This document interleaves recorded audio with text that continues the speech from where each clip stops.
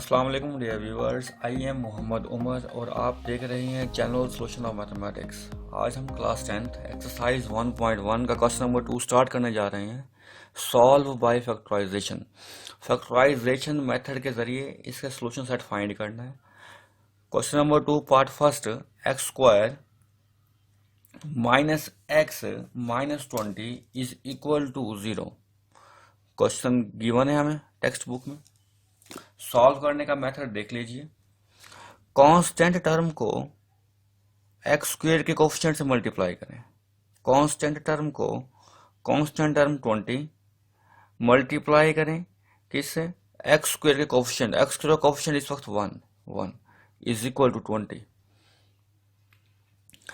20 के ऐसे फैक्टर बनाएं जिससे प्लस या माइनस करने से एक्स का कोफिशिएंट आए। एक्स का कोफिशिएंट क्या है? -1। मल्टीप्लाई करने से 20 आना चाहिए, प्लस या माइनस करने से -1 आना चाहिए। फर्स्ट ऑफ ऑल हम देखते हैं ऐसे कौन से पेयर हैं जिन्हें मल्टीप्लाई करने से 20 आता है। 1 मल्टीप्लाई 20, आंसर हमारा 20 आएगा। 2 मल्टीप्लाई 10, आंसर 20 आएगा। 3 का टेबल 20 पर जाता नहीं है। 4 5 ज़ा 20 ही आएगा। 5 4 ज़ा 20। इसके बाद 10 2 ज़ा 20, 1 ज़ा 20। ये पॉसिबल फैक्टर्स हमने बना लिए हैं। ये वो दो नंबर्स हैं जिन्हें मल्टीप्लाई करने से 20 आंसर आता है।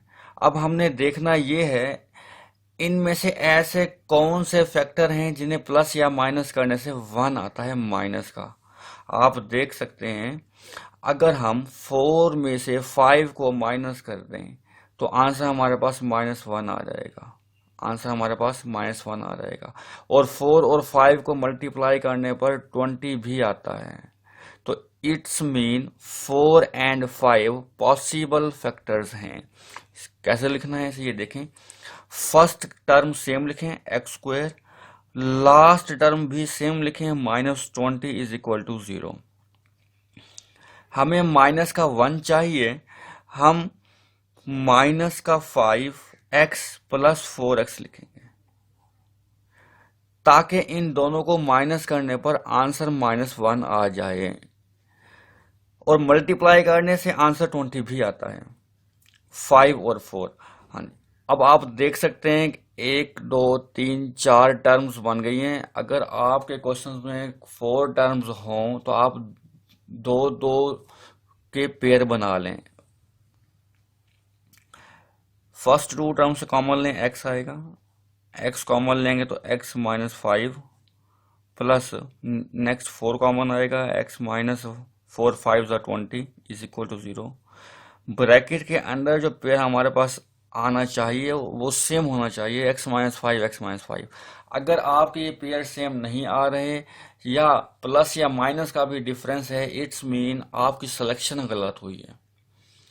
x -5 फिर कॉमन आ रहा है, एक बार फिर कॉमन लीजिए x -5, यहाँ से x प्लस 4 बच जाएगा is equal to 0। First pair को इक्वल टू 0 कीजिए,